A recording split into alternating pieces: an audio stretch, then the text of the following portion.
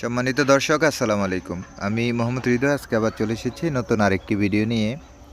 আপনারা যারা আমার নিয়মিত ভিডিও দেখেন তারা জানেন যে আমার একটা পাহাড়ি দেশি মুরগির খামার আছে। তো আমি চিন্তা করলাম যে কিছু কোয়েল পাখি পালন করব, সেটা আমার ডিমের চাহিদা পূরণ করার জন্য। তা আমি কোয়েল পাখি আনবো, সেজন্য আমি একটা সিদ্ধান্ত নিয়েছিলাম। তা আজ থেকে প্রায় 1 মাস আগে আমি আমার আশেপাশে যত খামারি আছে সবার সব খামারের মধ্যে আমি গিয়েছিলাম।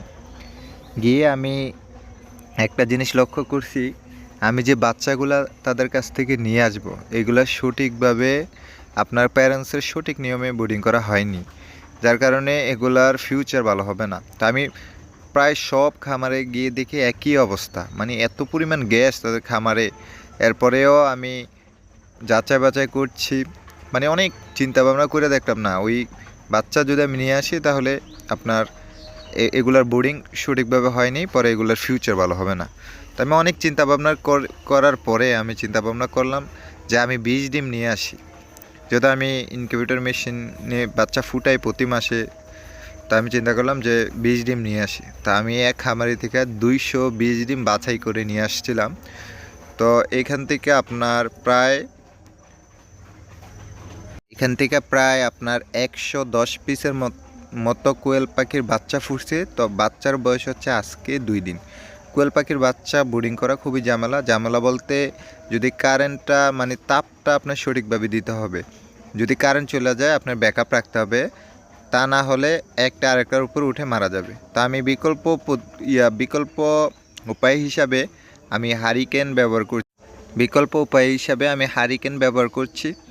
তো এই হারিকেনটা আমার যেহেতু এখন শীতকাল ওইরকমভাবে কারেন্ট যায় না, তারপরেও আমি যতটুকু সময় কারেন্ট না থাকে ততটুকু সময় আমি হারিকেন ব্যবহার করার চেষ্টা করি। প্রিয় দর্শক, আজকে বাচ্চার বয়স হচ্ছে 2 দিন। গতকালকে সকালবেলা একদম ভোর সকালে আমি তাদেরকে বোর্ডিংয়ে দিয়েছি, আর এখন হচ্ছে বিকেলবেলা। তার গতকালকে একদিন, আজকে একদিন, 2 দিন। আজ আগামীকাল সকাল ভোর থেকে আমি তাদেরকে অ্যান্টিবায়োটিকের মেডিসিন দিব। তো গত 2 দিন কেন দিইনি, এই সময় আপনার ওই রোগ প্রতিরোধ ক্ষমতা বাড়ার জন্য কিছু মেডিসিন ইউজ করতে পারবেন। এই সময় তাদের রোগ প্রতিরোধ ক্ষমতা বাড়ে, এজন্য আপনি লাইসোবিট দিতে পারেন, স্যালাইন দিতে পারেন। অ্যান্টিবায়োটিক না দেওয়া সবচেয়ে ভালো। তো আমি আগামীকাল সকাল থেকে তাদেরকে একটা অ্যান্টিবায়োটিকের ডোজ করাই দেবো। সে সাথে এগুলাকে 100% সঠিক নিয়মে প্যারেন্টসের সঠিক নিয়মে করা হবে। প্রিয় দর্শক, আমার এই কোয়েল পাখিগুলোর সাথে দেখেন কিছু পাহাড়ি দেশি মুরগি বাচ্চা রয়েছে। ওই বাচ্চাগুলো আপনার এগুলোর সাথে একদিনই ফুটছিল। ওইরকমভাবেই আপনার কোয়েল পাখির ডিমগুলা মেশিনে দেওয়া হয়েছিল। কোয়েল পাখির ডিমগুলা আপনার 17 দিন থেকে ফুটা শুরু হয়, 18 দিন পরে এগুলো আপনার ফুটে বের হয়। আপনি 14 দিন পরে আর ডিম ঘুরাবেন না মেশিনে। আর সেই সাথে আপনার আর্দ্রতা বাড়িয়ে দিতে হবে 75 থেকে 80-এর মধ্যে, তাহলেই বাচ্চা এখান থেকে, যদি 20 ডিম হয় মেশিন ভালো থাকে, অবশ্যই সুন্দরভাবে বাচ্চাগুলো বের হয়ে আসবে। তো এইগুলা হচ্ছে আমি ডিমের জন্য করবো ইনশাল্লাহ। এখানে পুরুষ পাখিও থাকবে আমার কিছু।